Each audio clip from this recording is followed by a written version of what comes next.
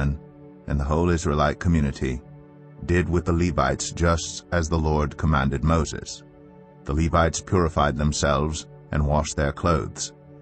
Then Aaron presented them as a wave offering before the Lord and made atonement for them to purify them. After that the Levites came to do their work at the tent of meeting under the supervision of Aaron and his sons. They did with the Levites just as the Lord commanded Moses. The Lord said to Moses, "This applies to the Levites. Men 25 years old or more shall come to take part in the work at the tent of meeting. But at the age of 50 they must retire from their regular service and work no longer. They may assist their brothers in performing their duties at the tent of meeting, but they themselves must not do the work. This then is how you are to assign the responsibilities of the Levites." Numbers 9. The Lord spoke to Moses in the desert of Sinai in the first month of the second year after they came out of Egypt. He said, "Have the Israelites celebrate the Passover at the appointed time.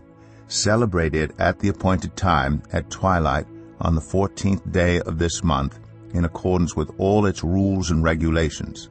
So Moses told the Israelites to celebrate the Passover, and they did so in the desert of Sinai at twilight on the 14th day of the first month. The Israelites did everything just as the Lord commanded Moses. But some of them could not celebrate the Passover on that day because they were ceremonially unclean on account of a dead body. So they came to Moses and Aaron that same day and said to Moses, "We have become unclean because of a dead body, but why should we be kept from presenting the Lord's offering with the other Israelites at the appointed time?" Moses answered them, "Wait until I find out what the Lord commands concerning you." Then the Lord said to Moses, "Tell the Israelites, when any of you or your descendants are unclean because of a dead body or are away on a journey, they are still to celebrate the Lord's Passover. But they are to do it on the 14th day of the second month at twilight. They are to eat the lamb together with unleavened bread and bitter herbs. They must not leave any of it till morning or break any of its bones. When they celebrate the Passover, they must follow all the regulations. But if anyone who is ceremonially clean and not on a journey fails to celebrate the Passover, they must be cut off from their people for not presenting the Lord's offering at the appointed time. They will bear the consequences of their sin.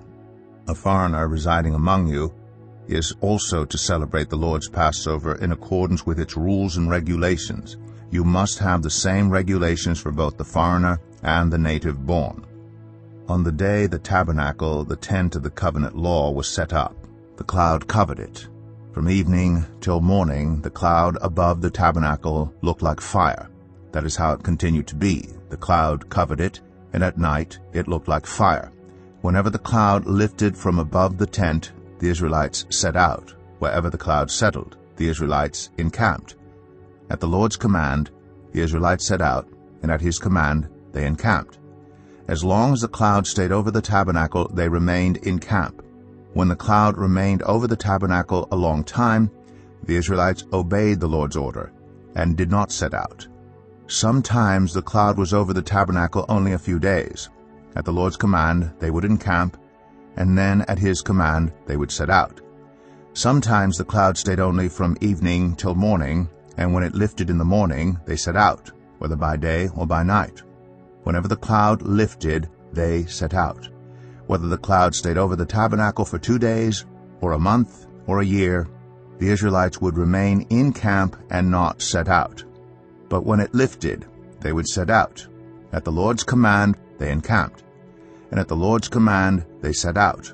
They obeyed the Lord's order in accordance with his command through Moses.